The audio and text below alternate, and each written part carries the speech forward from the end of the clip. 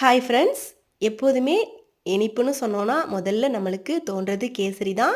அந்த ரவை கேசரியை அல்வா மாதிரி மிருதுவாக எப்படி செய்யலான்னு பார்க்கலாம். பேனில் 1/4 கப்புக்கு கம்மியாக நெய் சேர்த்துருக்கேன். 1/4 கப் சன்ஃப்ளவர் ஆயில் சேர்த்துருக்கேன்.